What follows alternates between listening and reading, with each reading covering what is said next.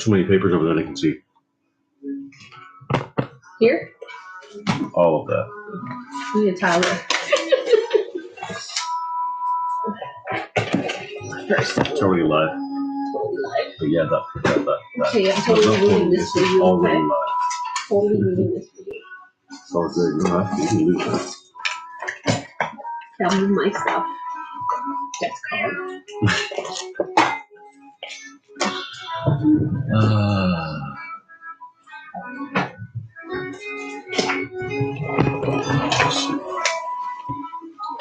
We need a camera on both of us, maybe. Especially if you're going to look at comments sometimes. Then the camera. This is my desk. To me, this is the dining table. Yeah, well, it decided it's not going to be the dining table. Yeah. Considering I don't have a desk to work on. Neither do I. We gave that up to the kids, remember? I know. We gave that up to the kids. Hi, somebody's in here. I'm lots of work today. Just trying to tap my motor can here because it's stripped. I don't know how that could have happened, but my motor can is stripped. So you see this? This hole's fine, going right in. But this mounting hole is stripped, so I'm just retapping it. I'm doing lots of stuff on the workbench today. I figured instead of trying to make a video out of it, I'm just gonna start going live on the workbench. I'm gonna get this thing ready, which doesn't even take long at all. Then I'm also gonna get ready this rally car for the snow. And I'm gonna get ready a CC01 for the snow. That's what's gonna happen. Let's get some of these things out of the way. Actually, I'll leave that in the background. That's pretty good. The wheel wells are obviously off. I had to cut it because it's a short wheelbase body. It's a long wheelbase car. It's on an XB01.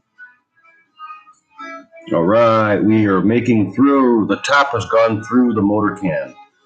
So this is a motor can Tekin motor.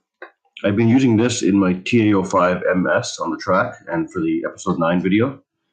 Well, that episode's done filming now. I just gotta edit it. But I'm just cleaning out the motor and rebuilding it and putting it into TAO5 IFSR for episode 10.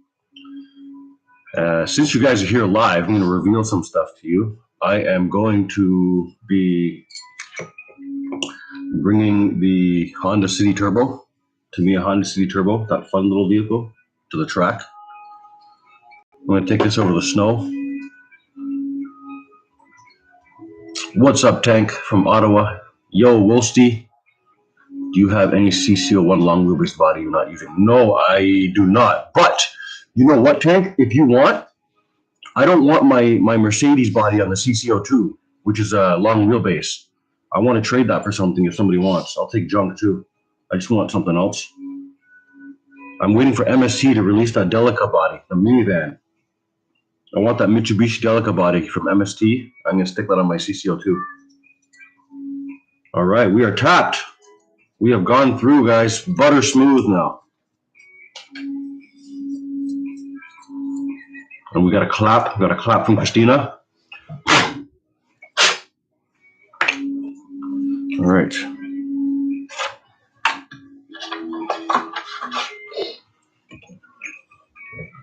What are you guys doing?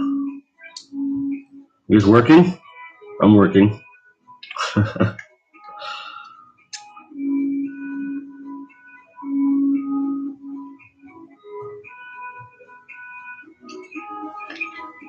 All right. Got this in. I got again winter blues, man. I want to go outside and play, guys. I want to go outside and play. But it's kind of cold out, and it's really cold. And there's only snow or salted roads. I really want to play in the dirt, in the grass.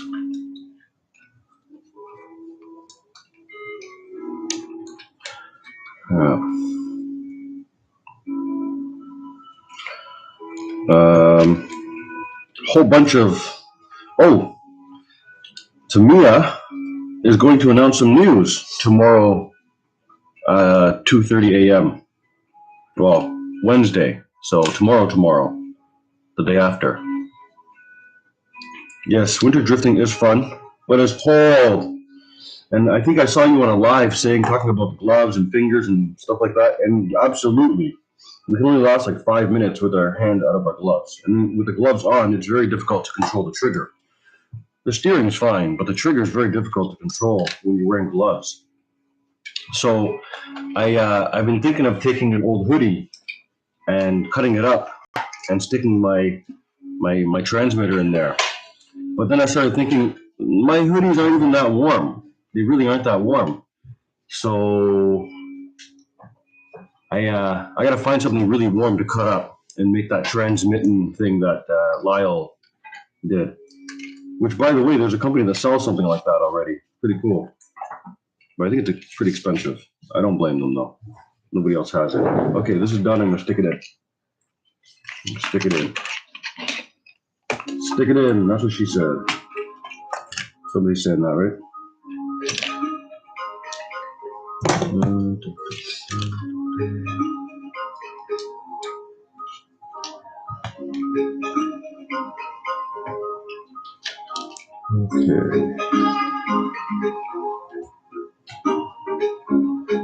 Hello, people. Anybody who just joined? Yes, I know about the Tamia news. What do you think it is? Oh yeah, exciting, man. I lost train of thought there. I forgot what I was talking about. Yeah, Tamia news is coming. Well, they said there's supposed to be surprises that they haven't mentioned. I honestly haven't thought about what it could be, but I'm very excited to hear about it. They've always got some cool surprises. What do you want? I know there's a lot of people who want things. I don't know if there are things I want, but it's not time yet. I want things from my era to be re-released, like this TA05, but that's not for a long time. All the things I've been buying that they've been re-releasing are not really from my era. Those are from the golden era. I'm from what I like to call the platinum era. The platinum era of RC was, I know the golden era was important. The platinum era was even better, because the platinum era was like when F1 went high-end and very technical. For lack of, that was a terrible way to say it, but yeah, when in the platinum era of RC, that's when true insane innovations came out. Meaning cars came standard with aluminum drive shafts and things like that. It wasn't a special feature. It wasn't like, ooh, it has aluminum drive shafts and bearings and oil shocks and adjustable this and turnbuckles. That was normal. That was standard on the platinum era cars. Everything came overdone and race ready and extreme everything. Now it's more geared towards the bashers, and turnbuckles are a bonus. Inflation though. Manufacturing costs go up with time. That's a big thing. Manufacturing costs go up with time, and we have to understand that. So we either get less for the same money, or we have to pay more for the same thing. That's just natural.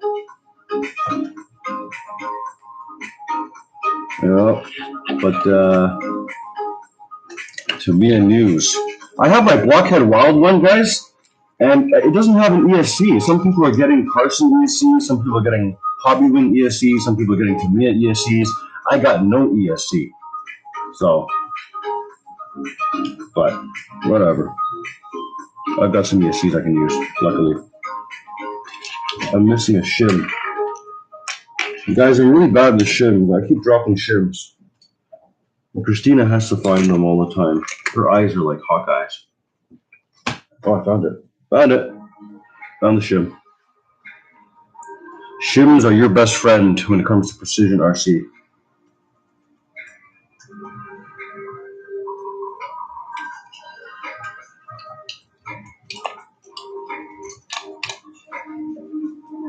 Does anybody have a tumbling bull?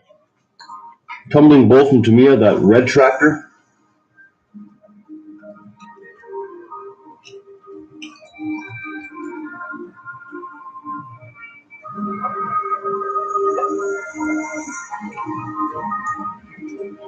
Okay, focus here. So who's staying up till 2:30 a.m. on Wednesday? Wait for the news. I am. I'm excited.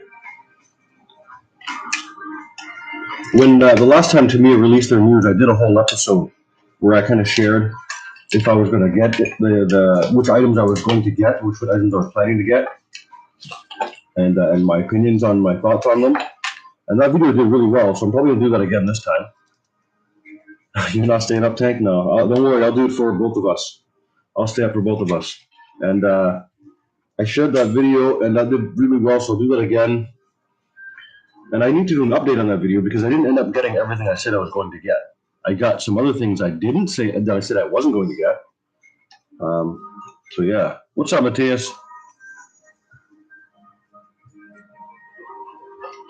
Yep. I'm just working on some things. We're gonna take this out today too. We get this on film. Yes, sir. Yes, sir. I just finished topping the motor can because it was stripped. Just trying to turn the motor shaft now so that the flat spot is facing up, so I can put this pinion gear on. TM, put some sauce on the tires before the ice.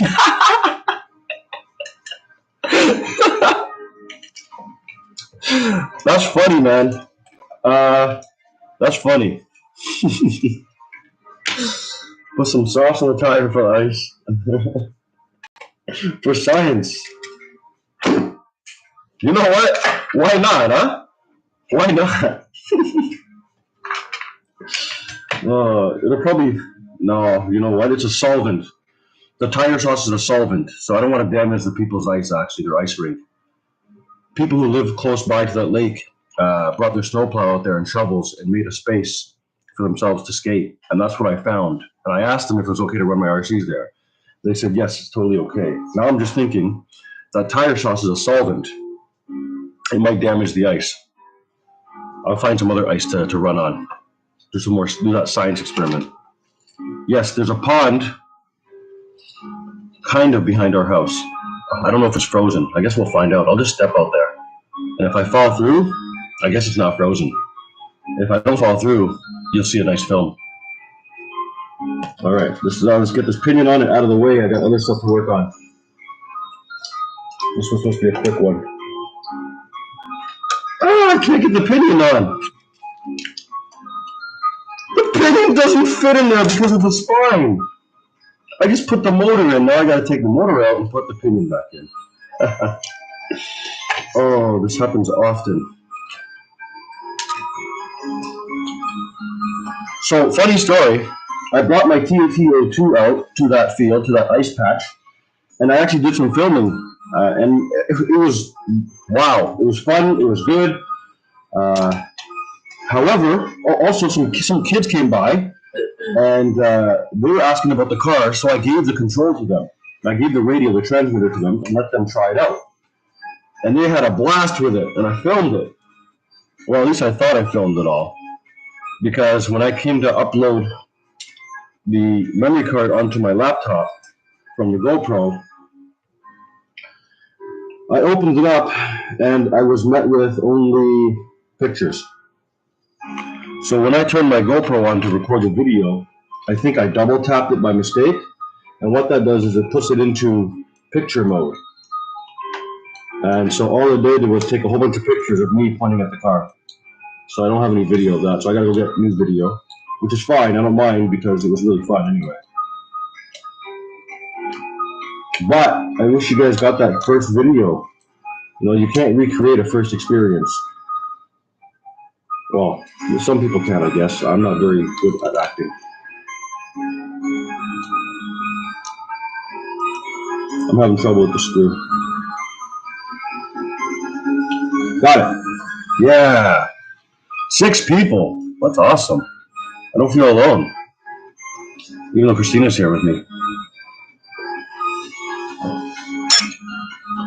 All right, that's done. Now we're gonna mesh it. Are you guys good with mesh? How are you guys with meshing gears? I don't know a lot of people are great at it. I'm decent. I'm not gonna lie though, I was terrible in the beginning. I always had somebody else do it for me. until I realized that there's actually quite a large window for mistake. So it's pretty forgiving.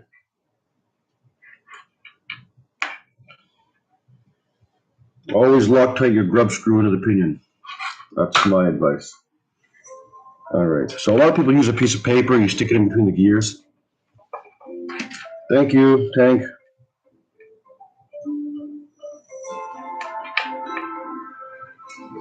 Are you getting anything new from Timia, Tank?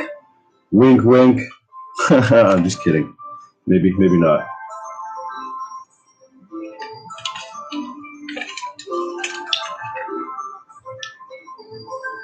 All right, so that is in. I'm just gonna tighten it now properly. I don't have a driver, so I gotta use pliers. Wow, 8 people. Hi guys, hi everybody. Mesh is easy. Yes, I find mesh to be fairly easy. What's up, Big Head? I've got your second latest video, Big Head, on watch later list. So I gotta watch that. I have to sit down and focus. Didn't seem like a video that I could just blast through. Seemed like a video that I had to focus on, so I want to focus. All right, this thing is done for now. Let's get it out of here, out of my hair. This thing has to get ready for the snow. This is an XV01 with the Porsche body. After that, we're gonna get the CC01 ready for the snow. Pull these body clips off. Does anybody have an XV01? I've never driven these in snow before.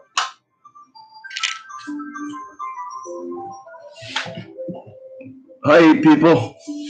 Exciting.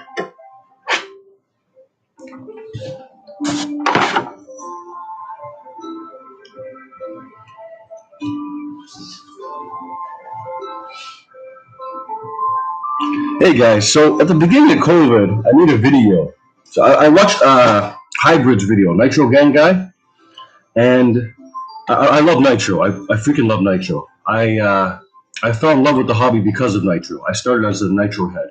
You know, I had an electric car first before Nitro, but my second hobby grade vehicle was a Nitro, and from then I was a Nitro head for many years after.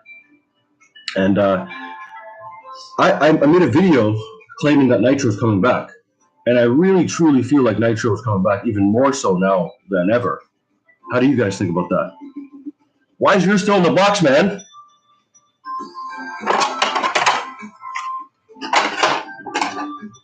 I'll be right back, guys.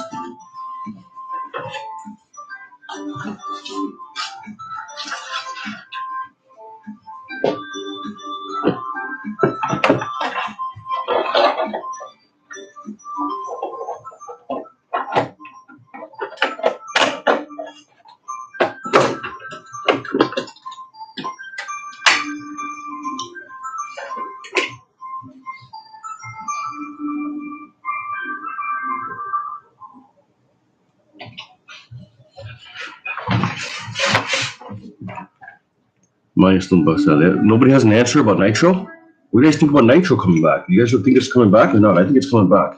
And I'm very happy about it. Because I don't have many Nitros anymore. I have three or four Nitros left. Nitro problem is horrible noise. Ah! It can be horrible, yes. It can be. Which makes it really hard to sell people who are trying out quite big step up. But yeah, you're right. For sure. You're not wrong about that. Getting into Nitro is a whole other game. You've got to already know electrics for sure, in my opinion. And if you don't, then you have to at least know some engine stuff. You can't go in having to learn both of them unless you have a mentor with you all the time. I was very, very lucky when I first started out in Nitro that there was a hobby shop nearby that was willing to help me out. And I was constantly bugging the guy to help me tune it almost all the time. So eventually, over that course of time, I learned how to tune my own engine from what he taught me.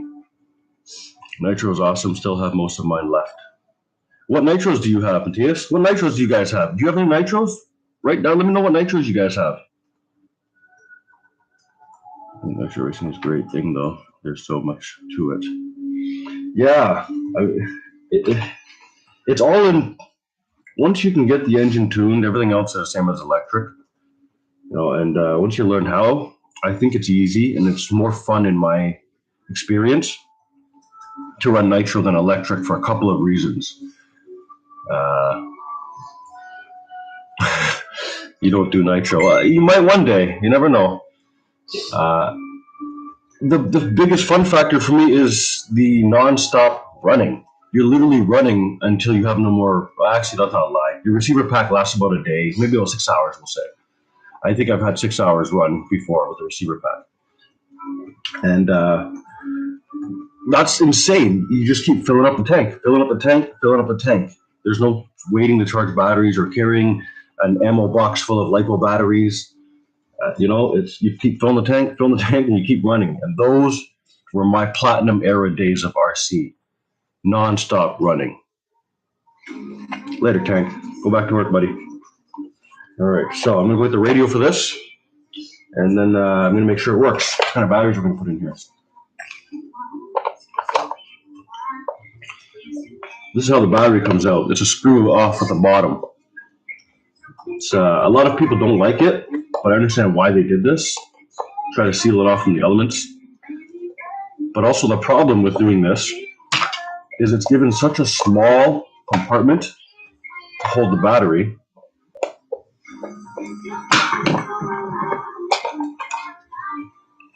that you're very, very limited on what batteries you can use in here. Like very limited. I've seen people though cut holes in here and butcher up the chassis a bit. And I don't know, I might have to consider that, but I really don't want to. I like the way they've kept it all clean here like this. And yeah. Okay, battery. Where's the battery? Will this battery fit?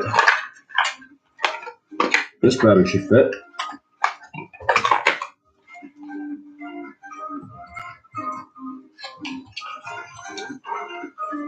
No. Yes, it fits. Okay, this battery fits.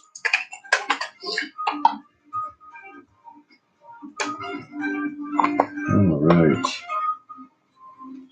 Let's see here. It says, well, my dad did RC plays. I can't with the noise.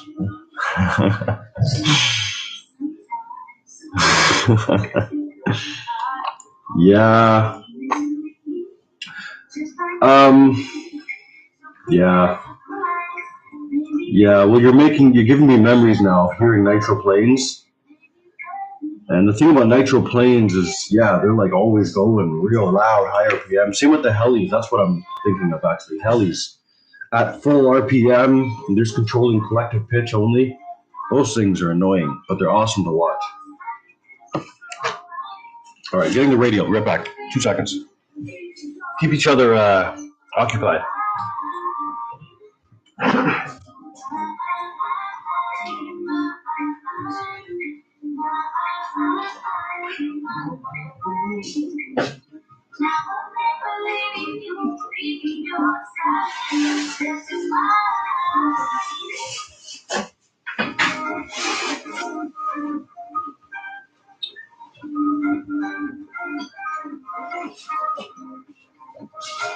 I gotta decide. It's here.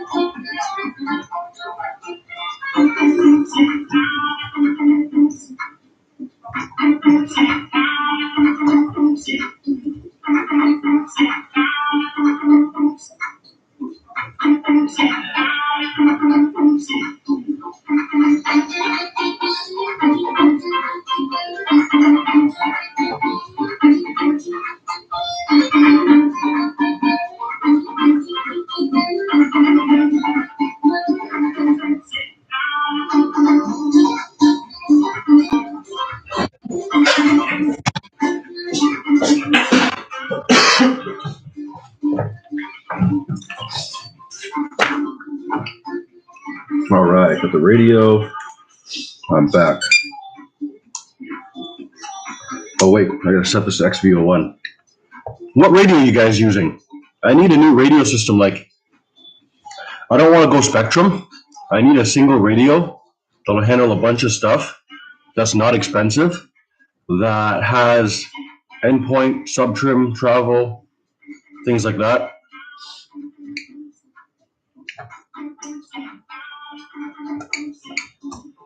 Set to XVO1. Now we turn on. Why is steering rate so low?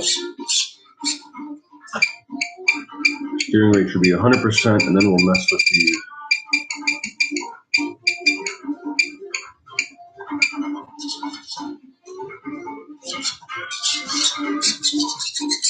Okay, now we'll mess with the travel. And that's what I want to do, is mess with the travel. So I think when I set up my radios, I like steering dual rate to be 100%, and then I limit the travel, is what I do.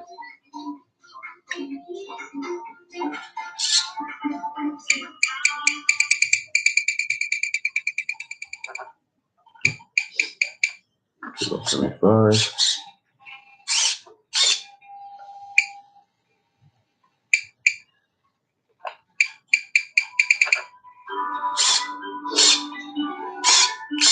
It turns left more than right. What's going on here?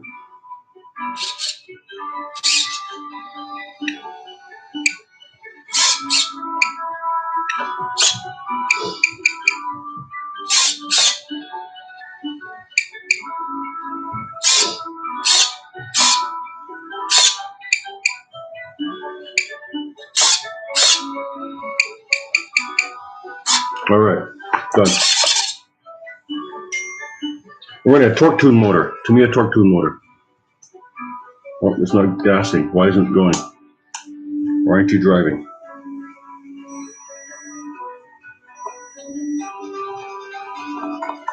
It is not driving. It's steering, but it's not driving.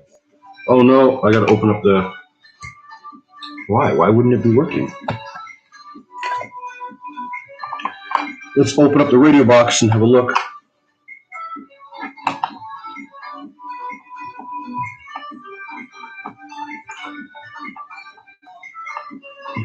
I'm a cheap git using Carson.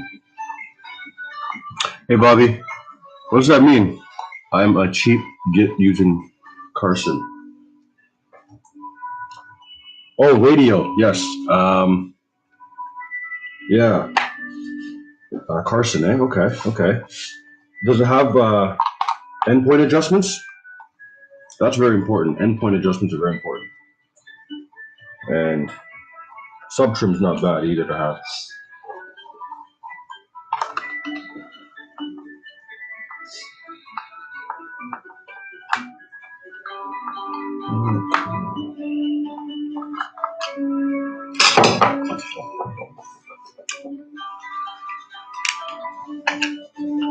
That's the radio box. Everything's shoved inside of it. All right, now what's wrong with this? It says it's ready to go. Why isn't it working? Hello?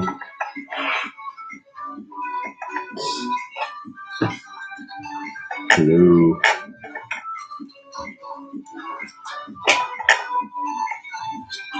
So I've never driven this thing in anything but dirt. Yeah. I'm gonna try in snow.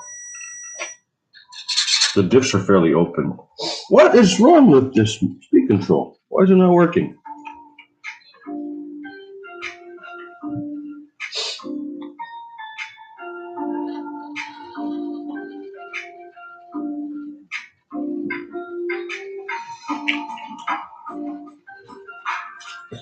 This was working the last time I had this out, and now it's not working.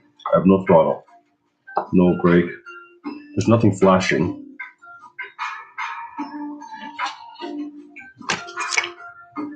Let me reset the thing, I guess. Let's see. I'm going to reset the throttle travel learning thing. So in the TVLE O2S, you hold the button until it turns red. So it's going to flash There we go. Green, orange, red. When I go on red, then it's going to blink. Then you hold full throttle, then you press the button again. It's going to blink faster. Then you hold full brakes, then you press the button again, and it has learned the travel of your trigger. Now that it's learned the travel of my trigger, oh, it's working! Okay, it's working now. I just had to relearn it, but it's got no reverse. Okay, so for reverse, it is, how do you do reverse again? I think you turn it off, you hold it and turn it on, and then release on the red. Yes, that's right.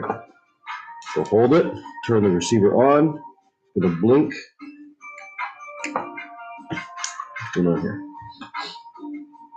Hold the button, turn the receiver on. It's gonna blink. Orange, red, release red. There we go. Now it's got reverse, right? Yay! We have forward and we have reverse. All right. These TVO2 ECUs are really easy to program. You just gotta kind of remember them. This is here. Let's see. Hey, forever young.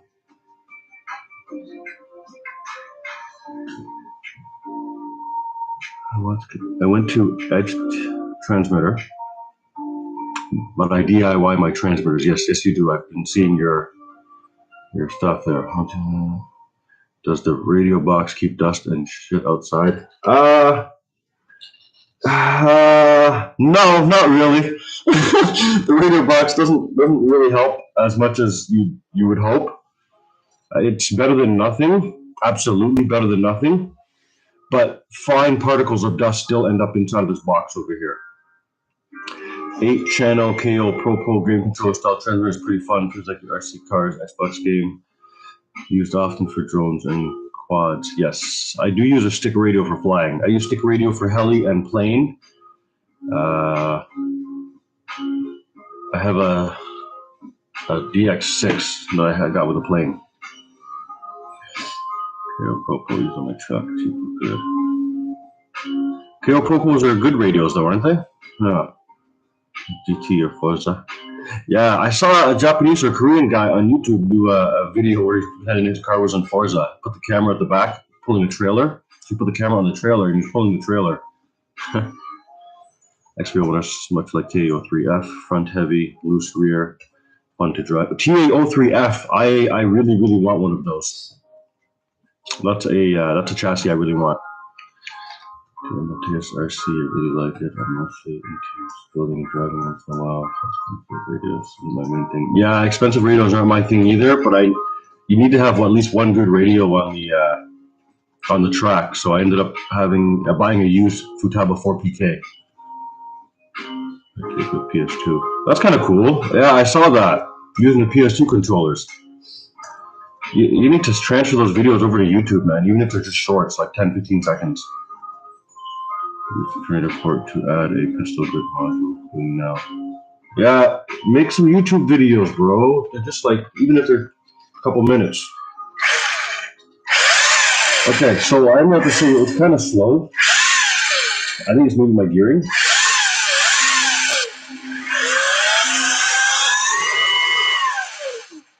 It's not too bad, I guess. I remember the last time I drove it it was at the dirt track. And it was a good speed for it. Probably fast enough, actually. I should go try it. It works. I should try it before I up the gearing. Let me just throw it on the floor right now real quick. I can't bring the camera with me though. It's my laptop. Give me a second.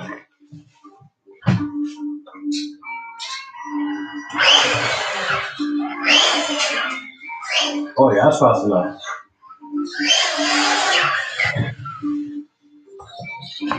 Okay, that's fast enough. But I just learned something. The car's doing stuff, and I don't like it. Check this out.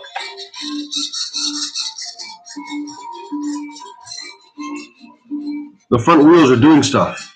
How do you turn off this stuff? I don't want it.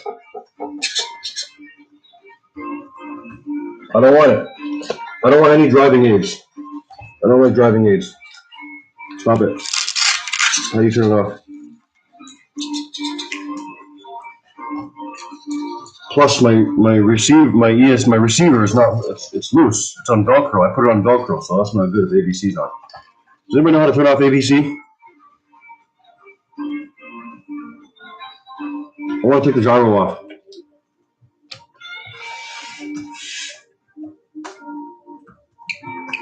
I'll have to figure that out. I'll look it up online after.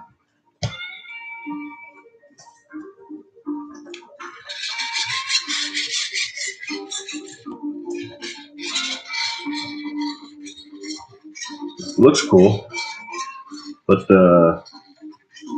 I would like to control that myself. I've never driven with a gyro, so I don't know. Maybe I should try it, actually. Obviously, I drove with a gyro, actually. Maybe that's why we had such a hard time sliding this thing out when we were playing on the dirt. Guys, I just learned something new. I didn't even know I had a gyro in here. And we had a hard time making this thing slide. It was very stable, it was very front precise, but it was hard to make it slide. So I'm going to take that gyro. How do I turn off the gyro? I'm going to look it up right now with my phone. I have to look up on my phone how to turn off the ABC. Hey, what's up, CK? Nitro Freak, what's up? Does anybody in this chat room know how to turn off ABC on Spectrum? I want to turn off this gyro. I'm going to look it up. Hopefully even one of you guys knows.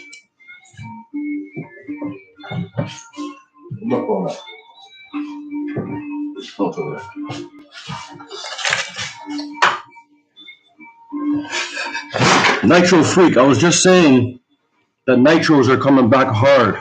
And I made a video about it at the beginning of COVID, saying I have a feeling nitros coming back. And I have a feeling even more so now. All right, I'm going to look out now. How do I turn off this gyro? How to turn off AVC.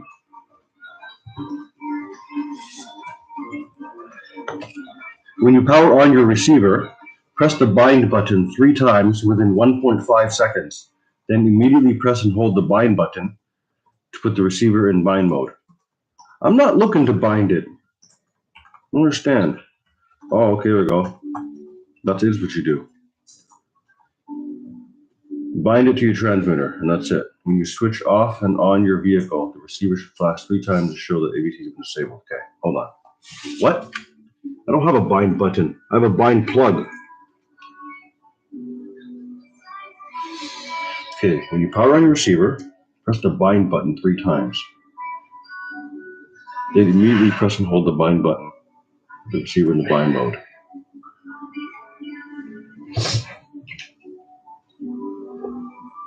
What?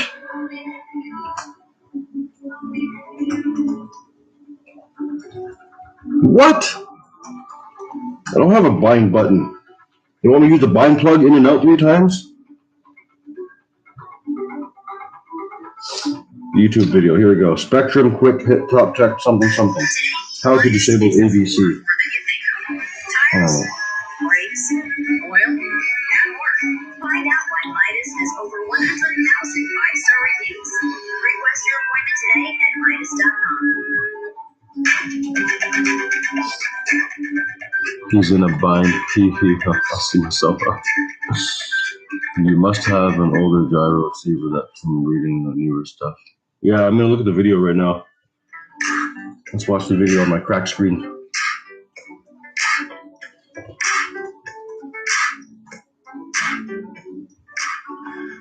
Hello, RC enthusiasts. It's your host, Tom Keifel, here for another quick hit video. In this tutorial, we're going to show you how to disable AVC on your latest generation of AVC receivers. So this tutorial will apply to the SR6100 AT, the 6200A, and the 6110 AT. Essentially, they all work the same way, so this tutorial will apply to each of those. If you're looking at disabling AVC on some of the older lines, such as the SRS 6000, the 4200 series, those actually use the bind plug. It's really simple. This one uses the button as you bind it. So let's go ahead. Mine is the 4200. On my servo to kind of show you, that the ABC is not powered on and with a receiver. And for the example, we're going to use this SR6100 AT that I have here, and we're also going to use a DX5C. This also is, the DX5C really isn't pertinent to this. It doesn't require it to be a DX5C. It's just what I have handy. So this works with pretty much any Spectrum radio. It's all has to do with the receiver really at this point. So one thing that I do want to note is that there is an ABC menu on your radio. You don't need to disable that. So if you go to your radio and you, so I can get it here, and there's an ABC menu. Changing this to inhibit, from on to inhibit, is not turning ABC off.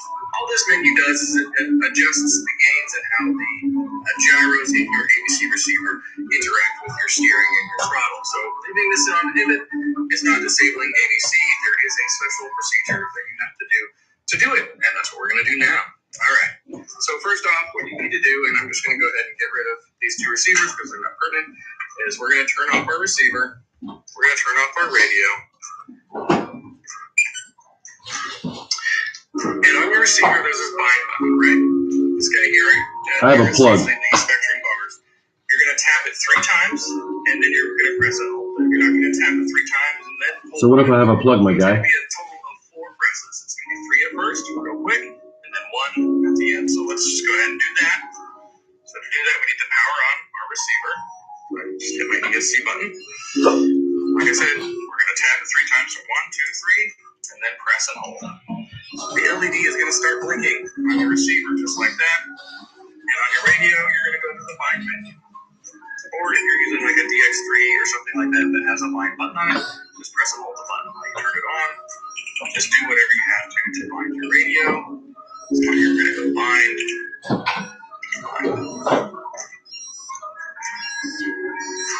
Simple enough. One thing you'll notice when you bind on this, and we can test to see, yes, we have steering, but we don't have ABC. Turn it on. This is a good way to confirm that it's on. So we'll power off and power back on. Okay, so I'm going to try doing the same thing this guy did, but with the bind plug. 3 times and it stays solid. That's how you know that the AC is disabled, and it's going to stay disabled into it.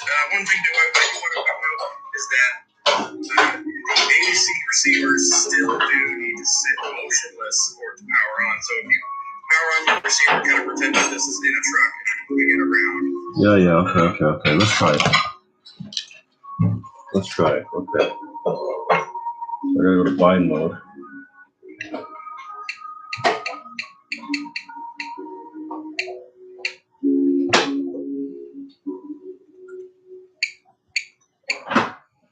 Alright, so we're gonna power it on. 1, 2, 3, and then hold. Right? Let's go. Can I do this?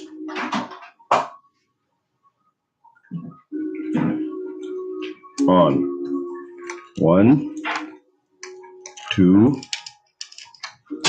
Wait, it didn't even turn on. Okay. On. I can't get it on. 1, 2, 3. Hold. I don't think this works. I'm going to look up more details. Say SRS4200. That's the receiver I have. Okay. SRS4200.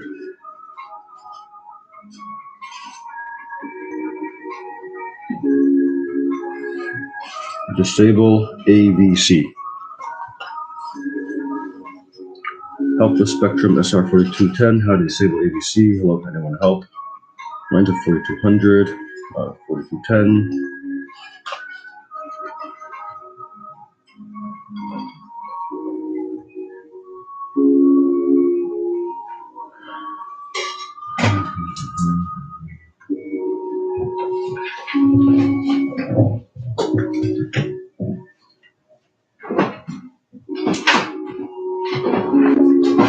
Oh, there's a disable spot in the receiver. Okay, so somebody's figured it out. Oh, there's a plug for bind and a disable position. Yeah, okay. Okay, so I need 2 plugs, basically.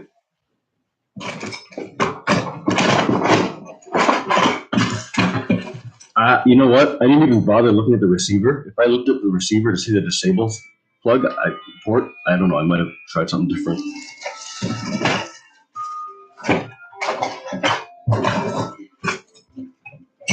All right, I do have another bind plug. Still in the package. I don't have many of these. I got out of RC just as 2.4 gigahertz was starting. All right. So we need to put this guy into bind, I'm guessing, and this guy into disable. There's also a data. Wow. What is all this stuff? Okay. Okay, that's in there. That's in there.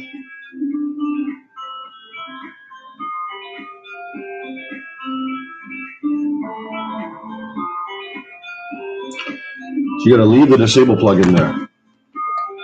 All right.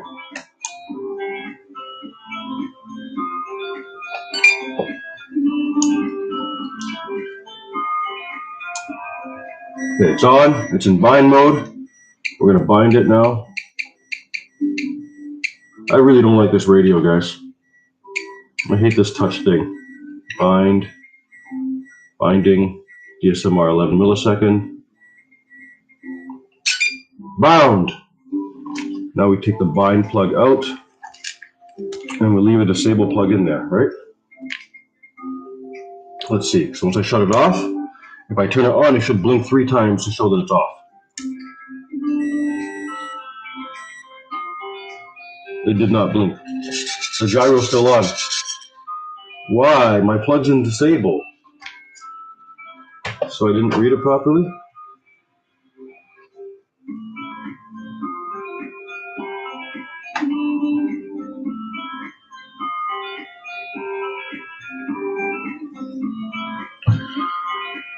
I got this Spectrum because it was very good price from Marketplace.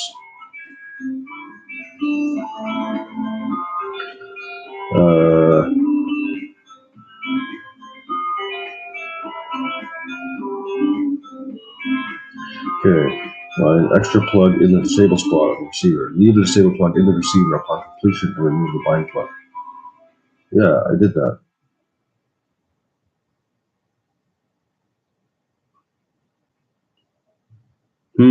It's still not disabled, guys. I'm trying to figure out how to disable the AVC here. For the new people that popped in.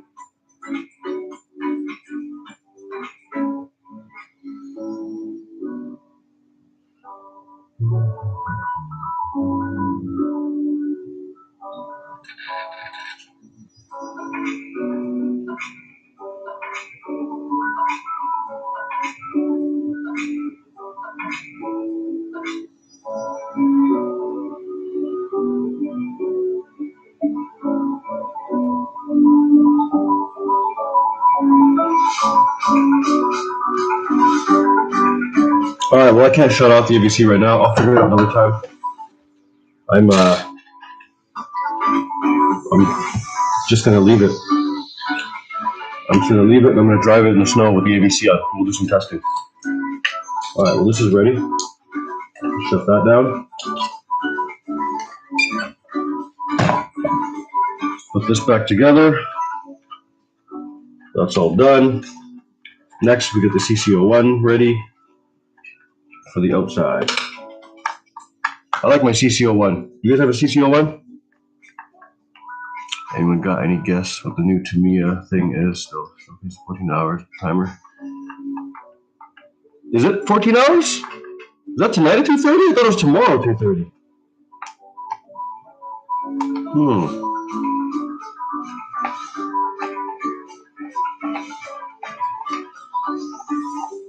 I guess I'm staying up tonight.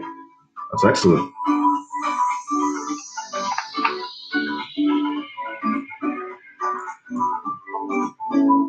Well, I guess I'm staying up tonight. Who's staying up with me? Well, some of you it's not staying up. Some of you your daytime, right?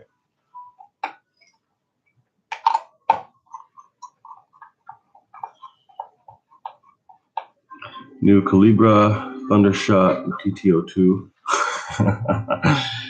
What body on the TTO2? If you're saying TTO2,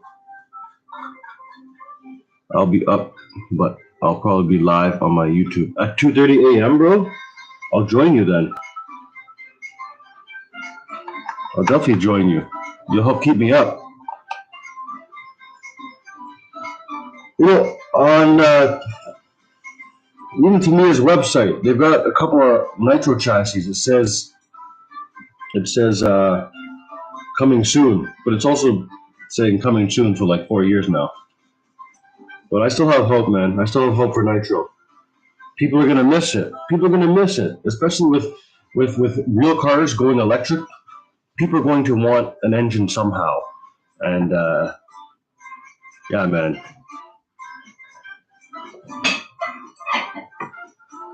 Okay, done. That's on. That's on. What else? What do you guys want to know about this? You know what? The belt. I thought this belt protector would do better, but it doesn't. The pulleys and the belt still gets dusty as heck. I don't see any of this rally car design protective stuff being working. It doesn't really work very well at all. The only thing this thing has going for it, in my opinion, is a smooth belt drive with no torque twist in the chassis. The front mount motor obviously helps very much to create a positive steering response. So they're essentially trying to create the experience of a rally car, of the look of a rally car, which is constantly sliding around. And this makes it easier. You don't actually have to do a lot of input to really make it slide around smoothly. The front is, that's where all the weight is. The front is being held. So it drives like a front wheel drive car with the tail following it around, kind of. It drives like a very good steering front wheel drive car. TGX Mark 1. Yeah, man. They also had a, what's up, Guru? They also had a TGX, shoot, what was it called? It was a TGX. That was the bigger one, the supersize scale, the TGX. That was a nice nitro. Oh, man. What's up, Guru? We got a baby truck here today.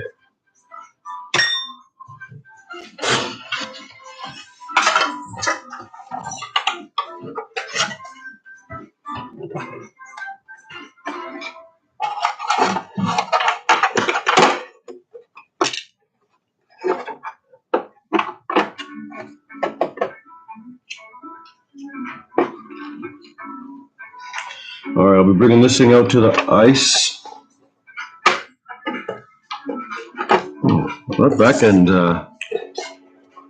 is squatting a lot. Why is it squatting so much?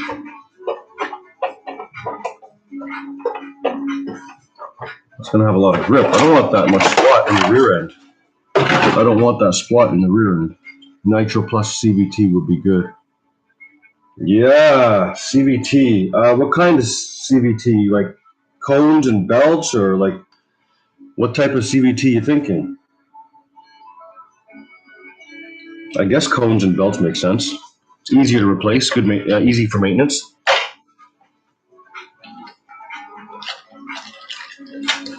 But you're talking like snowmobile, scooter style CVTs?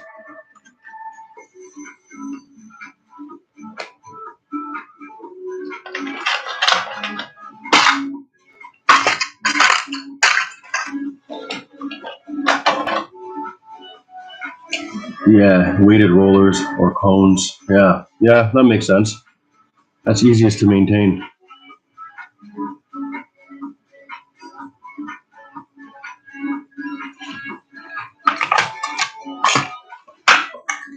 So yeah, I really think nitros are coming back.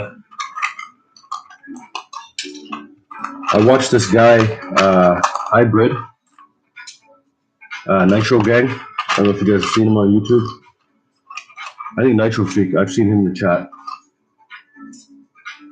I'm very happy he's doing what he's doing. That energy he's got for Nitro, it's awesome. Nitro's got a special place in my heart. I will be getting a few Nitros ready and running when it gets warmer. Some parts of the videos I will be filming will be, that's too much preload. I need less. Way too much preload.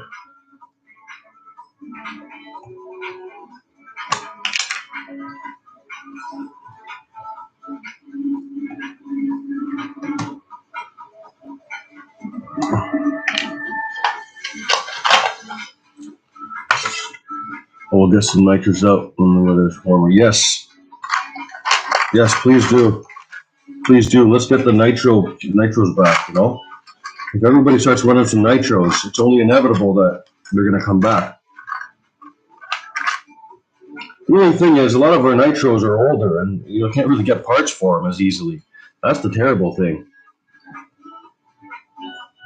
JQ Racing has really good stuff on Nitro Racing. Yes, JQ Racing has good stuff on everything. That guy's got wicked videos. His tuning videos are great too, but they're incredibly long. I was thinking of making like a super dumbed down, basic layman's terms tuning series. Because his are great, but they're very in depth, and not everybody starting out wants to sit there for an hour an episode. You know, I want to explain some general basics to people. I think too much. I'm gonna go half of that. But I'm going to stick this little one in the front because the front needs a little bit too. We're going to be in the snow on the ice a little bit. There might be some snow. I don't want to get caught up in the snow. It's going to be low traction.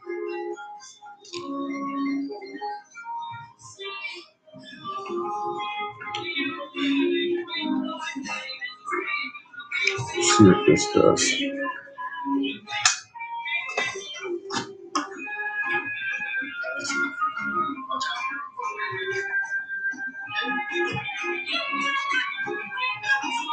Not too much there. I'm going to go half of that.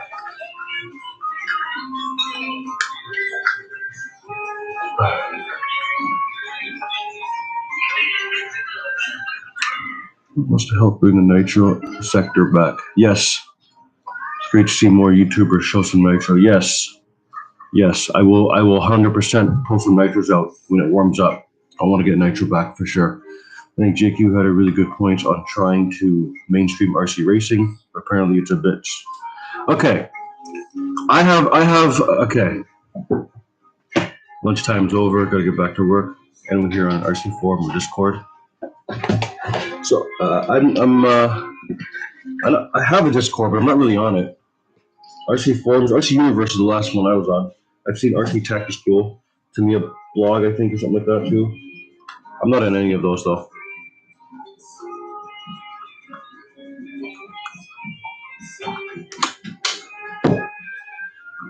Top of racing. Okay, so here's the thing about racing. So I've been going to the track locally here nearby, and there's been talk there about maintaining tracks and bringing people in and new people in and stuff. And I was a new people at one point, and I also got time to work at a hobby shop. So I dealt with a lot of new peoples at one point. We did a lot of racing and things like that too. And an important factor to note about introducing people to racing is the best way to do it is to stop being so fast. Nobody wants to go to a track or somewhere and see these guys doing major lightning lap times. You'd be like, well, I can't do that. I'm not coming here. There's going to be that 20% people who don't care and still go run there, like some of us. But then there's a handful of people that I've met who personally say like they just don't feel comfortable. They're intimidated. They don't want that. So I was talking to the track owners saying, maybe there's a way you can get some like one-make races going in. And they did have some. But the problem with those is mods were allowed. So people are, the guys who are experienced are doing all kinds of things to their cars that the newer guys didn't know what to do. I think there needs to be 100% stock spec racing. That's what needs to happen. That's what will level the playing field and then stop intimidating a lot of people. Yeah, exactly. Stock, no mod. Personally, I was actually going to make a video about this eventually later. I've been spending, so I'm on episode 12 now of my touring car series. I've been taking a lot of cars to the track and trying to get them faster and faster and faster.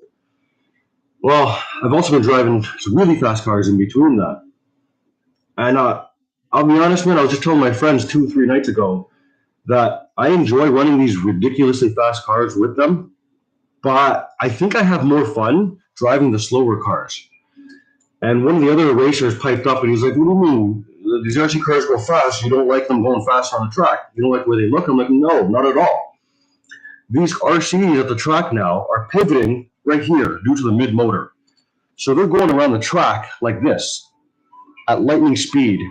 They do slow down the corners, but you can barely tell because they're getting to the next corner like that. They're slowing down for a tenth of a second, then on the power like that to the next corner. And to me, that's not what vehicle racing looks like. I love watching real one-to-one scale racing. I love it, I love it, I love it. And those cars, I was explaining to the guy, I'm like, they come into the corner, go bah, bah. Then they're coming to the corner, off throttle, they're downshifting, bah, bah, bah. And then they lean in and they turn the corners, then they get back on the gas, bah, bah. That's not what these really fast RCs do. These really fast RCs are like mice on cocaine and shoo, shoo, shoo, shoo, shoo, shoo. What the hell, man? What real cars do that? No real cars do that. Mind you, I do like it. But I think I like more realistic, slower style cars better. The slower cars to drive with the RC are really enjoyable. You take your time. You can see them leaning. You can see them doing their thing. It's not so intense. Yeah.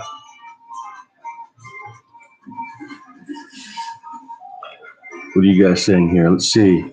Ready to run Nitro important to help? Yes, ready to run Nitros. My first Nitro was the Nitro RS43 from HPI. That was, well, my first official Nitro was the RS42, but I didn't actually get to keep that. And I also had a Nitro Fortec, but I never even opened the box. So really it was the RS43. Let's see, ready to runs are important to help newcomers. Yes, Nitro, old Nitro freaks, yeah. The tracks need to have classes, beginner, stock cars, exactly, ACD. Sub Lunacy. What's up, Frank? Scale racing, yeah, I hate moon cars. Drive like mops. What are moon cars, bro? What are moon cars? Isn't that an issue? There's too many classes these days. Yeah, I'm excited about a project. And speaking of classes, I've seen these guys on YouTube using Tamiya chassis or 3D printed chassis to make vintage F1 RCs. So vintage meaning like 50s and 60s style F1 RCs, and I'm super excited. I think I'm gonna adopt that as a project, and that'll be one of the things I do this year for the next winter is create a 50s or 60s F1 car to drive at the track for next winter. That's going to be one of my projects. With the skinny tires and all. Scale racing, yeah, isn't that scary? I tested my TRF 4 and 6 with 5-turn. I shelled it after it scared me. Oh, 5 turns quite a bit. That's running mod. Those are the fastest guys, the fastest times at the track. But believe it or not, in mod, the difference between mod motor and 21.5 motor at the track is like half a second. The thing is, there's only so fast you can actually go in the actual corner. And then based on how much straight there is, that's what determines where a mod motor gets its speed from, or sorry, its time made up from. If it's a big track with a lot of straights, mod car's gonna go way quicker. At the track that I go to, there's half a second difference between mod car and 21.5. We're talking guys running 4.5, 3.5 turn, 5-turn motors versus guys running 21.5. The difference at the highest level is half a second. F103 chassis, yes, is the one that we're going to do the vintage stuff on. TRF 4 and 6, by the way, is a lovely chassis. There's one on Marketplace real close by for like $350. Guy wants for it, $350 Canadian. The cool thing about the TRF 4 and 6 is this actually uses the TRF 416 suspension. The TA05 IFSR uses TRF 416 suspension. That's why I was having a hard time finding parts for this. Because TR4 and 6 parts are around, but they're far, they're expensive, and all that other jazz. Tracks here are mostly for drifting. Lots of ego around this. Would like to try, but very intimidating how they behave. I am 100% in agreement with you. I see a lot of...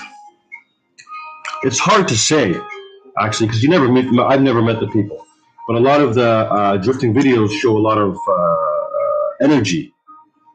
So it seems very high strung for sure. But I was into drifting, but got out of it very fast. I got busy with other things. Last time I was drifting with 50/50, and I picked up a CS. So I have a Sakura CS drifting car, but I never ran it. And I'm looking at possibly getting a rear-wheel drive only, or converting something into rear drive only. So I have driven before a rear drive drift car, but I've never owned one. And I'm not terrible at it, apparently. I'm too old, too slow. I'm not really into that kind of speed. Like slot cars, yeah, right? Like slot cars. It's too much. It's too much. It's too much. Electric hypercars are like what you're describing. Nitro racing is much different. Nitro racing, yeah, I can imagine, right? Especially if, well, you have to be outside. I was going to say especially if you're outside, but who's going to do nitro racing inside? I love how my car behaves slowly. Yes. I promise to do more videos when it warms up, guys, and you'll see a lot more of how I play with my cars and what I like. I'm enjoying sharing my journey with everybody, and it's really cool that people actually enjoy some of it. 8-scale nitro buggy racing does look really fun. Yes, it is, and it's not that fast, especially when you get on nice small tracks. I love it. Articulation of the axles, shocks, bumps. Yes, I enjoy it. That's why I just put up a video of my Farm King recently, and I enjoy playing with that because just watching the wheels bounce up and down is enjoyable for me. Watching the suspension compress. Jumps get radical after you pass scale speed. So I guess I'm a scale guy. Yeah, I was a jump guy when I first got into 8-scale truggy. When I bought an 8-scale truggy, that was my sole purpose with that car, was to make it a moon car. We were doing 50-foot jumps at a local BMX park. And it was pretty crazy. It was pretty nice to learn how to control my pitch though. To be honest, some lunacy, without being able to jump at that time in my life, I wouldn't have learned pitch control the way I know it now. You know, now I have a very decent understanding of how to control the pitch of a car. As you enter a ramp, depending on the style of ramp it is, as you exit in the air. So without that, I wouldn't have learned. I have one F103 just because I'm chasing the touring racing Porsches from Tamiya. I would like to get another F103 chassis, a GT, to put a Porsche body on. It's quite accurate where the motor sits, kind of. It does sit on top of the axle or behind the axle, it's supposed to, but, you know, close enough. The MO6 is another chassis I'd like to get. I really want that. I want to try that for rally, and I want to put maybe I don't know what body on it. My most fun car, the Jimmy WR02. Yeah, there you go, WR02. That's what my Farm King was. All right, I'm going to get back to this part here. This is done, right? This done? Guys, I got to focus. What am I doing? Oh, yeah, it's suspension. How's it feel? I'm going to add another skinny preload here.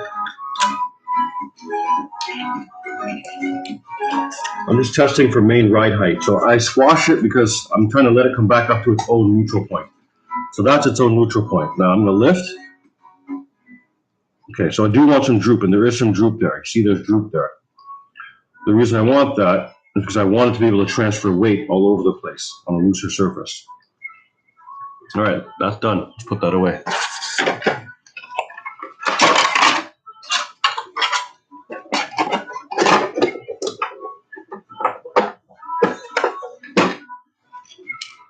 One-to-one scale racing is what drove my love to drive and have fun with RCs. And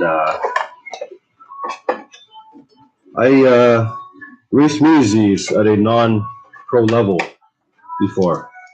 And those things really taught me how to drive as well.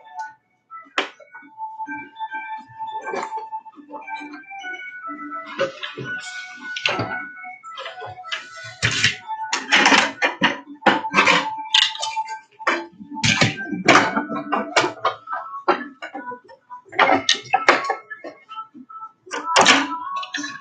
are you guys saying here? I put my vote for most fun lunchbox pumpkin. That is brilliant. I just watched a video today from the RC Scotsman, I think, TM. Him and a buddy running 2 lunchboxes, and he was bad mouthing it and giving it thumbs up at the same time. And that was a great video. That was a great way to showcase how such a type of RC is so much fun. Long chassis and it handles amazing though. Yeah, you had mentioned that. You did that with the arms, right? Love the wing, Rex. Yeah, thank you. Thank you. With the how did you do that with Sublunacy again? You did that with the arms, you were telling me, I think.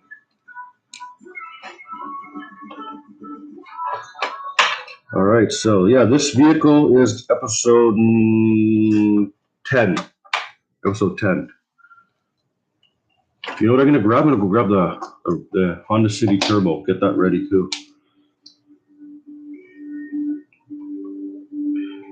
Nitro Freak, actually. I'm gonna go grab some. Are you still here, Nitro Freak?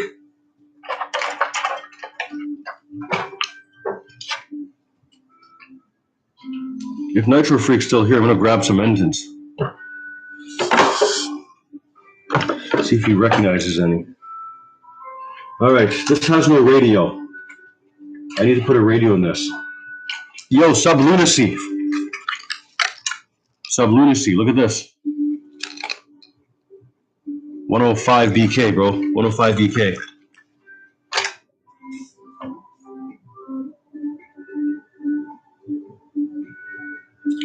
City Turbo on the carpet track, roll every turn. Okay, so that's okay. I'm glad you mentioned that. The shims are easy to do with TL01 parts. Yeah, you know, I'm gonna have to consider that heavily, guys. So Forever Young and Sublunacy, I have a project I might take on, and I think I want to turn my Farm King into a drag tractor, and I think making it a longer wheelbase is going to help with that. So we'll keep in touch. The City Turbo, right? I'm glad you mentioned that, TM, because I'm really afraid of rolling it. I don't want to smash that body up. I really don't. That's one I don't want to smash up. So I was thinking of maybe putting tape on the edges of the hard body where it might hit things or something. I don't know. What do you suggest? If there's too much grip, I might have to put tape on the actual tires themselves to stop it from having grip. What's up, Homework Pictures? Yeah, CC01. Just finished the XV01. CC01.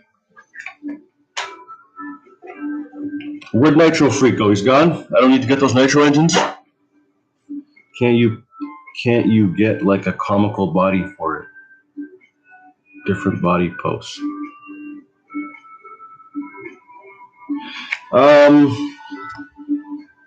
Yeah, I could, but I really want to see the actual Honda strolling around over there, you know what I mean? Yeah, I really want to see the Honda strolling there. Okay, where's the receiver? Where's my receiver? There it is. Little baby receiver.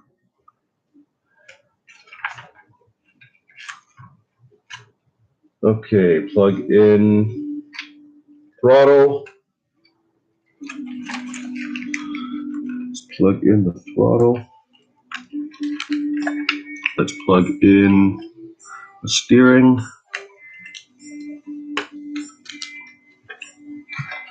Okay. Turn on the radio.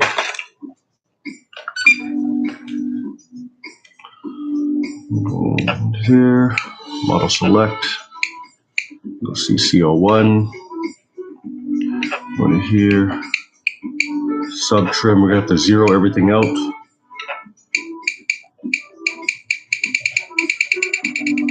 I was using this model memory for something else. Okay, back up, travel.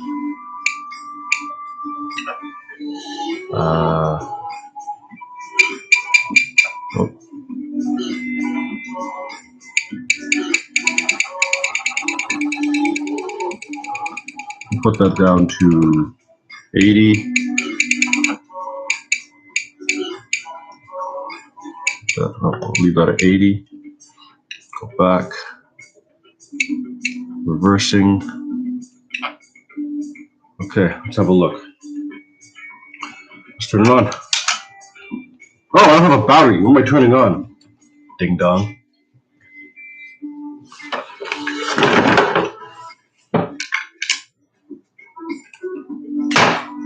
All right. What you say here? Hi guys, cool CC1. What's up, Bread Napkin? How you doing, buddy? My Honda body. I like the videos you've been posting up, man. Keep posting them. My Honda body not painted, just decals. I hot glued the little bits into the shell. Definitely hot glue is best place to start. Well, unless you pat it up with like bubble wrap or something, it's gonna be a risk. Of course, careful driving. Stock motor should be quite safe. Yeah, I was thinking bubble wrap maybe too. It's almost all bodies. Just the Honda has the front arms turned around to create more wheelbase. Oh, so it's just the arms being turned around. I extended the middle parts of the plastic ABS board to the chassis 210mm wheelbase. I think I saw you posting that. Also with M arms, mini body, and still wheelies somehow. Still wheelies, yeah. Once a wheeling machine, I guess forever a wheeling machine. Oh, I gotta reverse the steering.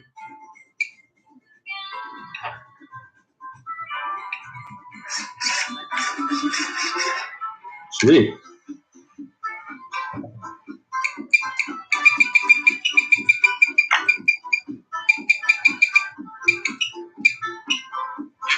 All right. It's good to go. We're gonna do sub trim now. I can't believe everything's so good to go. I think it needs to go to the right a little.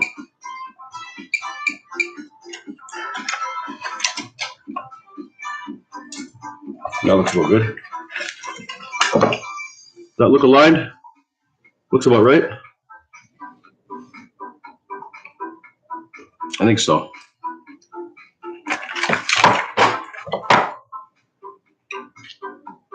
Okay, I gotta take up down the travel now. Way too much travel. I'm gonna go 70 and see what happens. Oh, 70 might be a little low.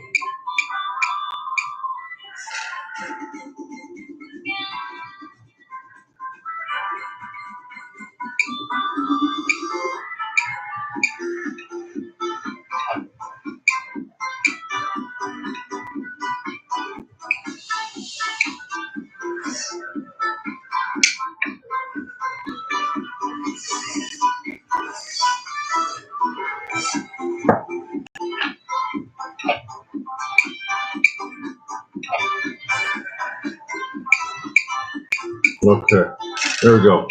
Endpoints are set now. You always want to set your endpoints so you don't damage your steering assembly and your servo. You never need full endpoints usually. All right, this is ready to go. Rex is a CC02 geared for crawling, so definitely speeds than CC01. This CC01 is geared for crawling. Yes, it's a 35 turn motor running the 16-tooth pinion. My other CC01 is not geared for crawling. It's got a torque tune motor running a 20-tooth pinion. My CC02 is geared for crawling. It's running on low gear setting low gear setting with a 16-tooth pinion and a 35, the Reedy motor, the 16-turn 5-slot crawler motor. Which confused the heck out of me, by the way, guys. I saw the 16-turn motor on a crawler, and I'm like, well, from what I understand, 16-turn motors you don't find in a crawler. That's a high RPM motor you put on a car, a fast car. Then I read 5 slot. Okay, so it's got 5 poles, but it could still have RPM. But I see now it's got 5 armature widenings, I guess, or 5 spots. So a 16 turn 5 slot is really equivalent to like a 28 turn double, right? Yeah. Anyway, it goes real slow. My CCO2 was slow as balls. Lower speed than CCO1? Yes, very much lower speed than CCO1. You can make the CCO2 go so slow. Hang on a second. Let me get it and I'll show you. I'll show you guys how slow the CCO2 goes.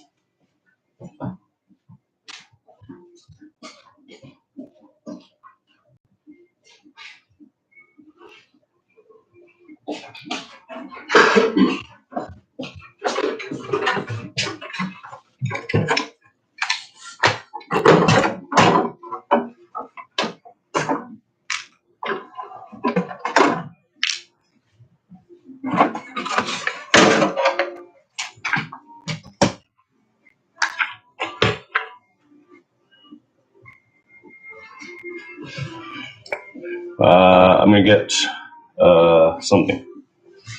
Be right back.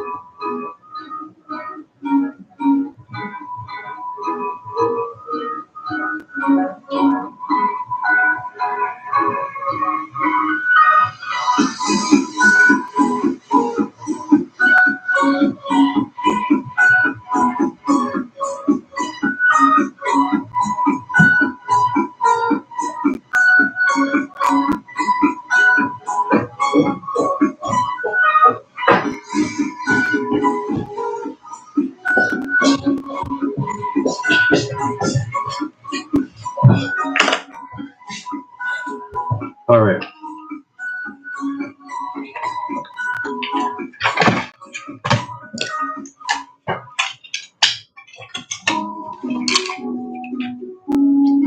I'll show you how slow it goes.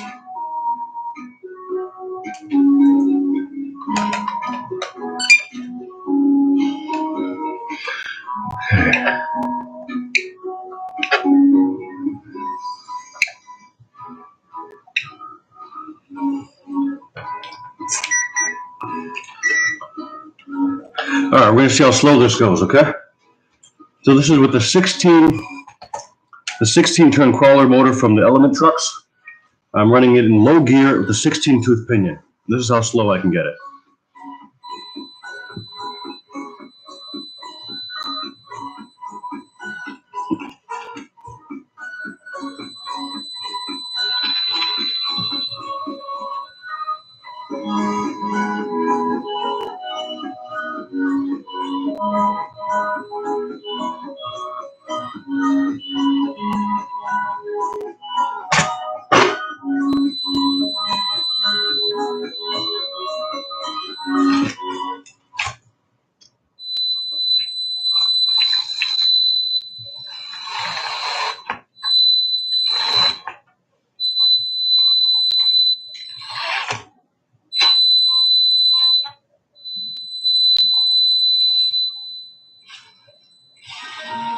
This ESC makes a terrible sound.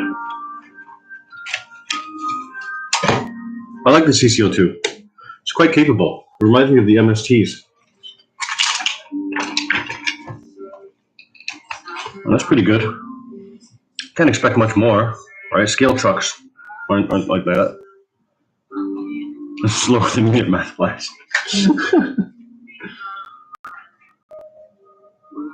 Right, in comparison. You know, I've got an axial that does more than this, but I find a lot of those 1.9 builds, I don't like them. Too big. Too big. Those big trucks are too big. They remind me of like $150,000 wheel crawlers, and those are cool. But I'm not into high performance rock crawling or high performance big massive trucks. Unless they're monster trucks, that's a different story.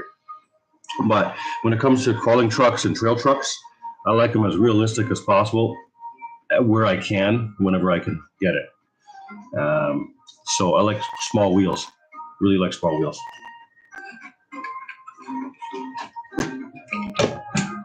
So I've got these and I've got an axial, but I play with these. I've never touched my axial yet. But the axial makes these look LC40. I want an LC70 to go on the axial to make it look a little more real and put some 1.55s on it. I don't like the way my axial looks. Let me go grab it.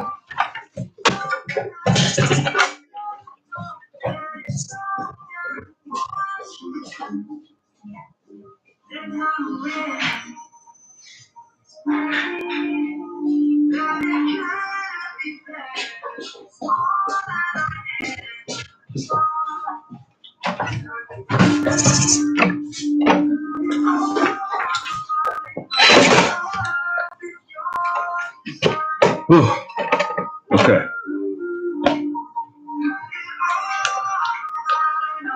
I don't like it. I don't like it. I don't like it because it's huge. This doesn't look right. How does this look right? I mean, it looks better like this, actually, with the suspension from... Oh! Hang on a second. Whoa! I just fixed what I don't like. Let me lower the suspension. But I came with an idea. So I'm going to lower the suspension on that. Maybe I'm going to swap it with this. But since I've got this here, let's see if this will climb up. I'm going to change to these tires. General grabbers from the Element truck, and see if it'll climb up. This. Oh, probably not. Probably not. But I'm going to change the wheels anyway. And then I'm going to check out that suspension on the axial, see if I can lower it. It actually looks really good lowered. I didn't even think about doing that.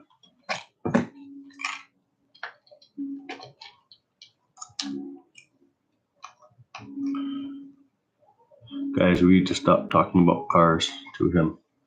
He'll have his entire collection on the work desk soon. Yeah, seriously. The CR01 Unimog. Yes, I love the CR01. I don't have that chassis. I feel like I need one. Defender D90 and CCO2. Yeah, Defender D90 looks great, man. That little body. But the Unimog body as spare part. You guys, that's cool that you've got that Unimog body.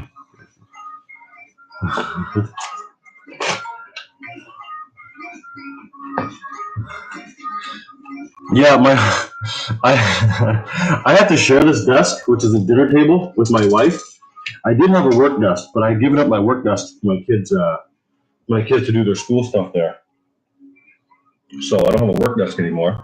So I share this dinner table with my wife now, and even though we both get quite a bit of space, I keep slowly crossing the line and putting myself over on her side.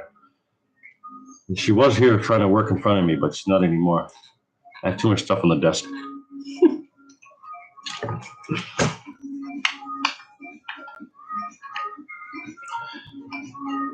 Get the rock soccer, then upgrade from there. It's pretty cheap. What's different from the rock? I just watched. Funny you mentioned that. I just watched a video from Hans Hobbies yesterday. Him talking about his rock soccer, and he said it was cheaper, but he didn't exactly explain why. So why is it cheaper? What is it missing from another regular CR01? I didn't even know there was different CR1s, to be honest. I thought there was just a CR01 and that was it. So tell me about the CR01.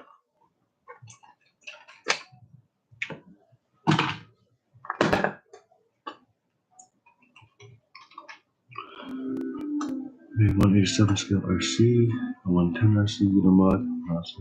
Haha. I want to see more of the 187 Unimog, Brad.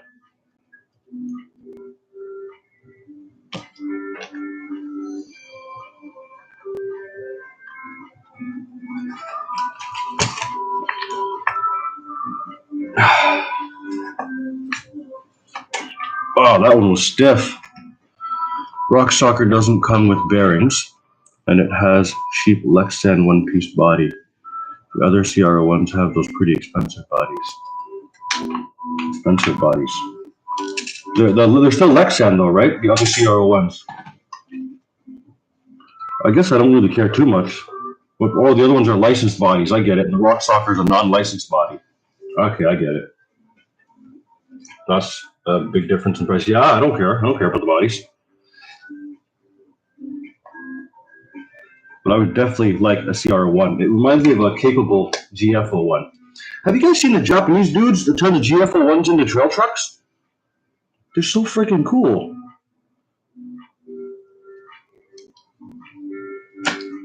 Let me see if I can find one on my phone real quick. My phone. This guy's here.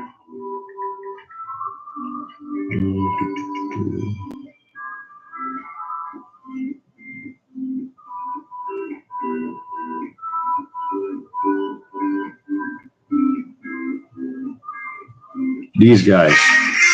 Look at these guys. Look what they do with the GF01s.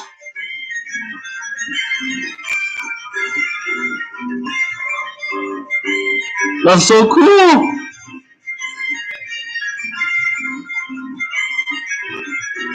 I think that's adorable. That's the cuteness factor is off the charts, and I really want one of these.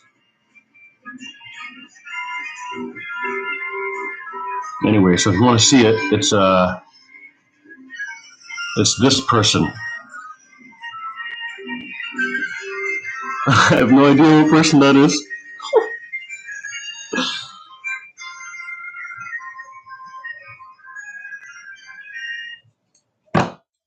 Okay, that's done. This is also ready to go play in the snow.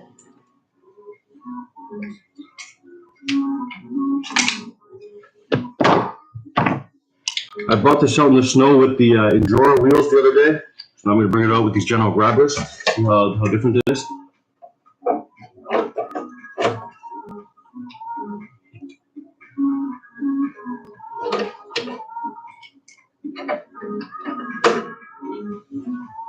RC crawler wheels are expensive, guys. I was trying to look for new wheels for the Axial. They're expensive, man.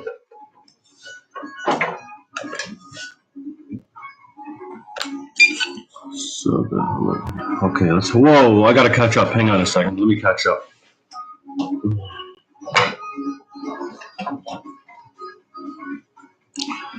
Let me catch up here. It says quad track on GF01. How is that? Does it tip over? It probably raises center of gravity even more. Click the buy button, Matthias. I've got one of those. I've got an original 787B from way back. I noticed they re-released it. So does that qualify? Yes, the GF01.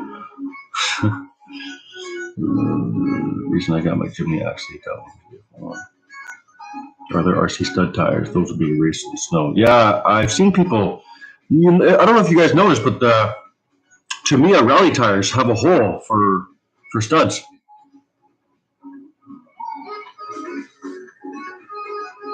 GF01 is a four-wheel drive W02. Yes, it is.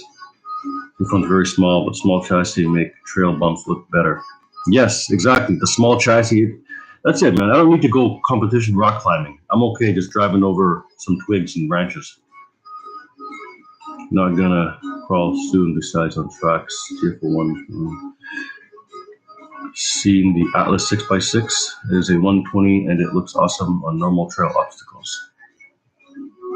Mostly same part size. Okay, it's not bad.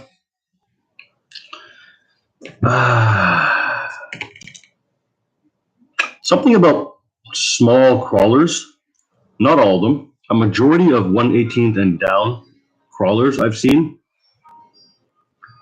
just aren't heavy enough to compress the suspension.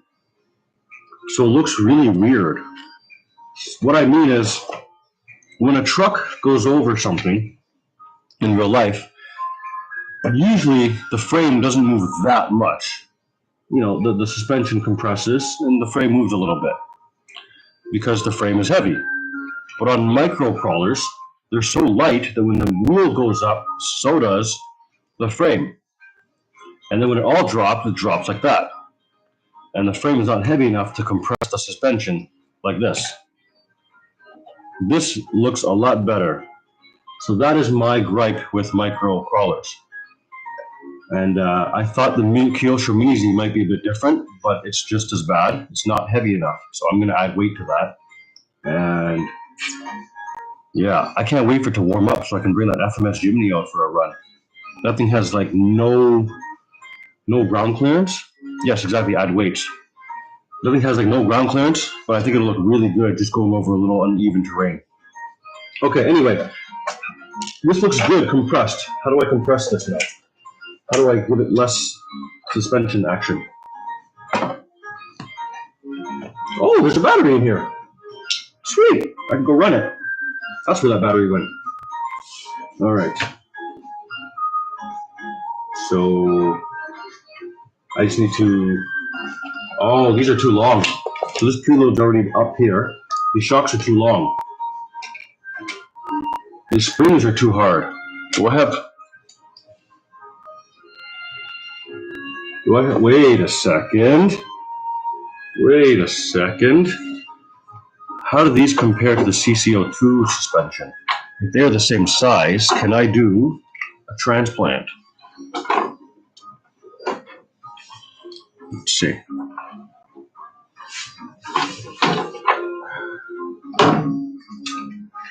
All right.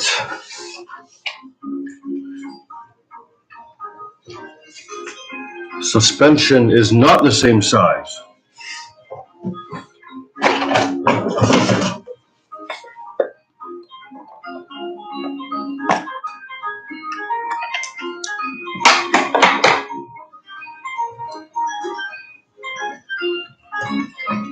All right, so full extension,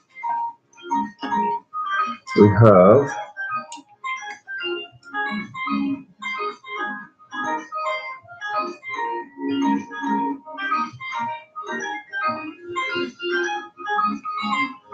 full extension, 90 mil approximate. Full extension of this guy, the same size. These are the same size shocks. Now the difference though is the springs. The springs are much shorter on the CCO2. So now my question is, can I swap them? Because this one doesn't have enough travel. I think I'm going to try and swap these suspensions, people. Let's try it. I won't be filming the cars that I'm getting ready today. I don't think it's a little bit in here.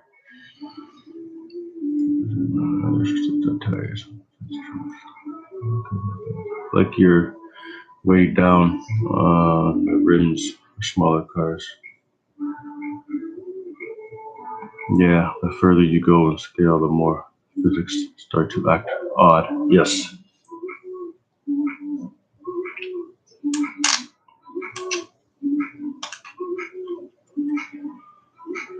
Yeah, and I'm not a fan of toys that are trying to be realistic. If you're a toy, just be a toy. But I've seen a lot of people do some wicked work with those to make them really realistic. So I just don't want to spend the time doing all that work to something like that. I used to play with the Kyosho Mini Z Monster, and I cut that up and made custom links for it. I've got old videos from 13 years ago, if you want to see it. And that was fun to crawl around. But, I mean, whatever. It was all right. You know what? I'm going to try it.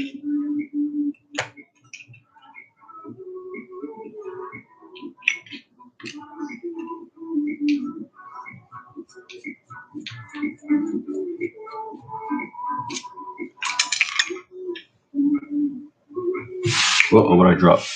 Oh, spacer. Okay. I'm going to take the wheel off. Okay.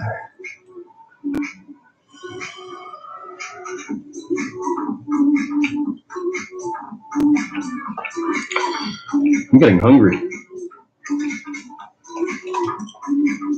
It's time to eat soon.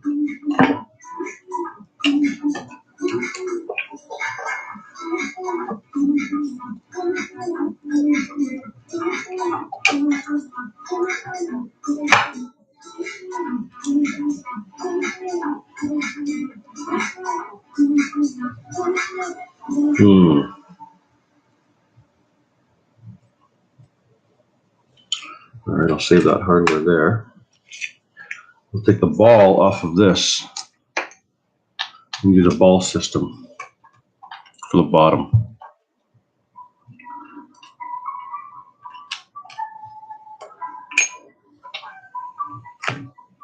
Oh, I got so much things to do still. I gotta get started on a couple roll cages for my rally cars too. That's something I forgot about.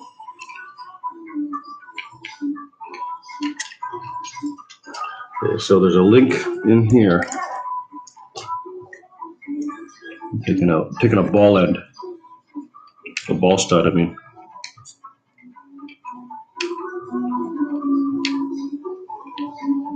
ball stud. I'm gonna install that ball stud right there.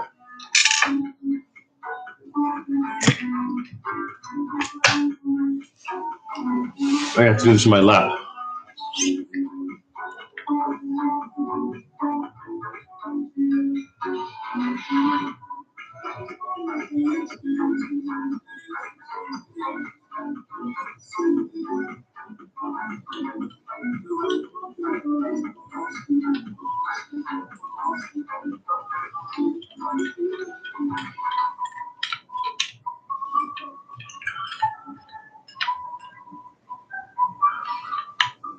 What are you saying?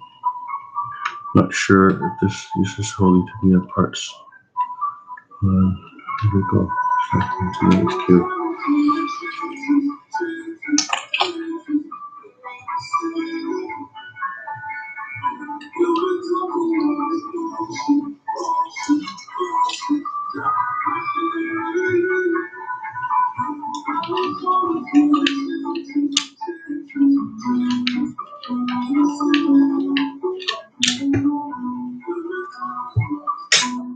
Okay.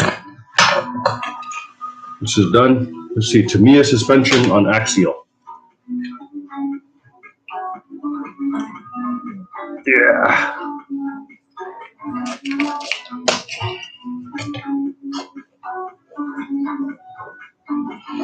Where's that spacer?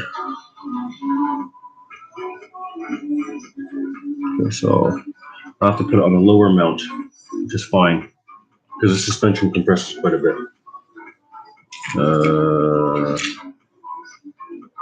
I will use this one. No, this one is what it came. There we go. Right? No, that's for the CC.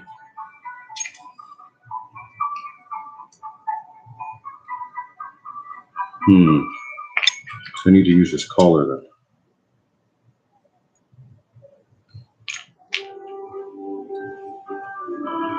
Collar slips in there.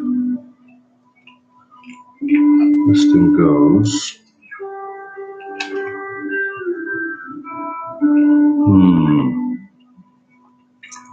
Spacer.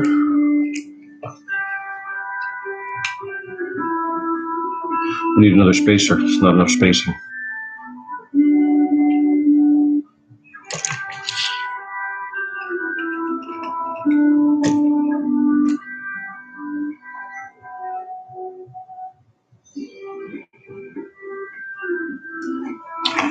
All right, so that works theoretically. Let's have a look at what the CCO2 looks like with the axial suspension. It won't work.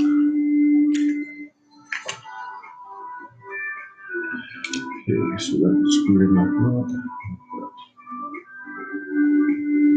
This is a stiffer suspension. This is much stiffer. This truck is heavier. Well, I think my CCO2 is heavier. We can go with the stiffer suspension on this guy, I think.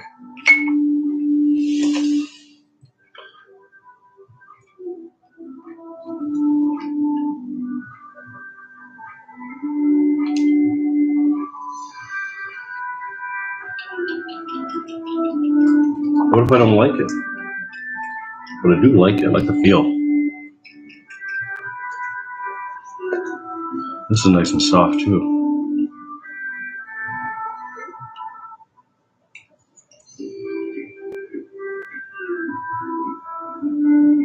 Why are these springs so stiff? Why do they give you such stiff springs?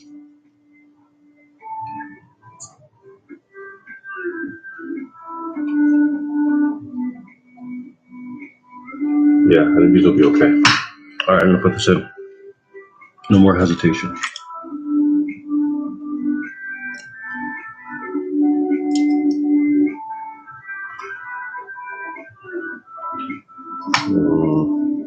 Any smaller screw. Uh-oh. Okay.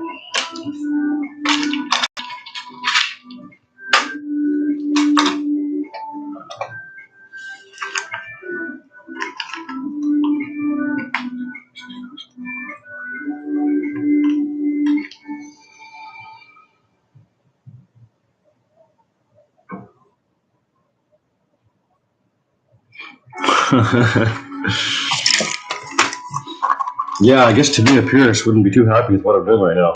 Putting the axial shocks on the.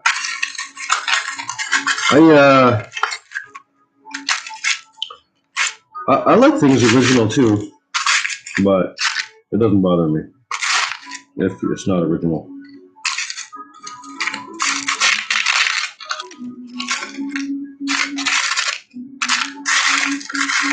I hate going through my screw bin.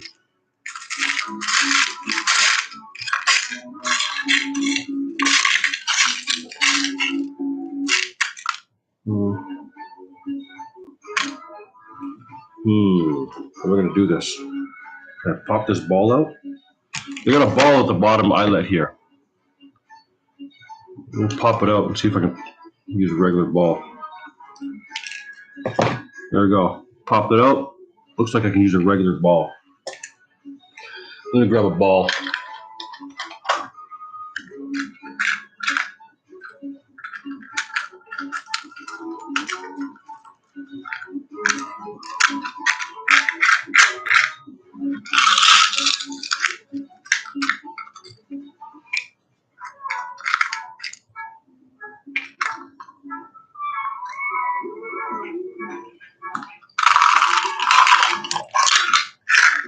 Keep all spares. Spares are amazing. All right, so does this ball fit in here? No, it does not. We need a bigger ball.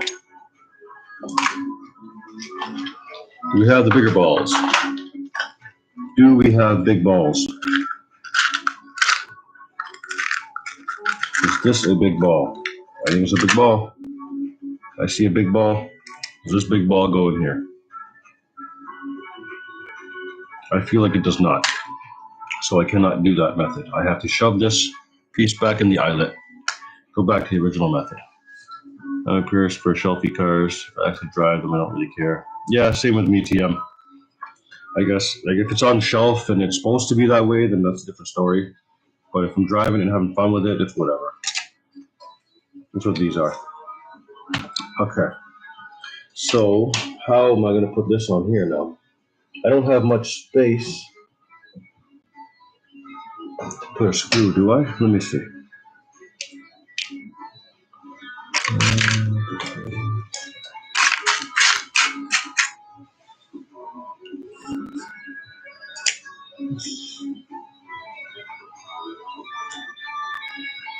This go.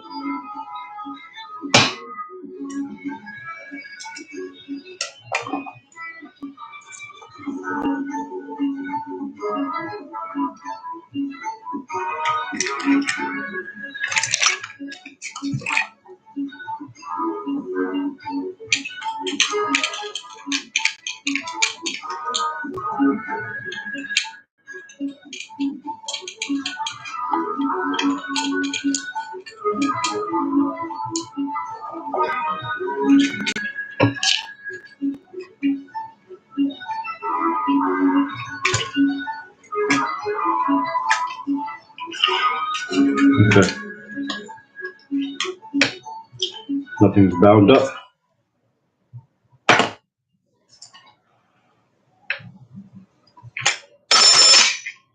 Looks like this will work fine. Because my CCO2 is heavier, so I could use the stronger springs.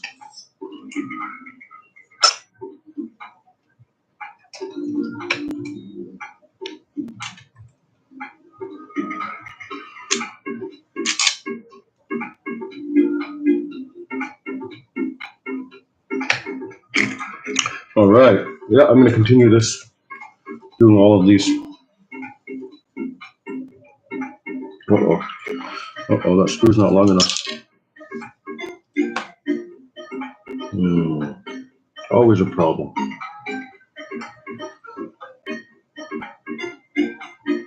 I'm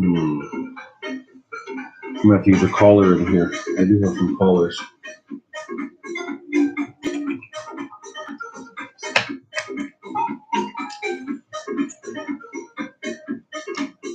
Big balls, long studs.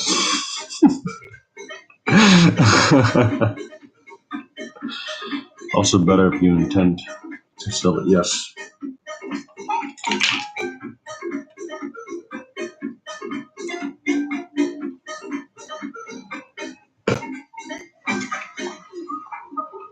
All right. Those are serrated lock nuts, so they should stay. All right, let's put the wheel on and see how that looks. Oh, wrong wheel. Throw this wheel on.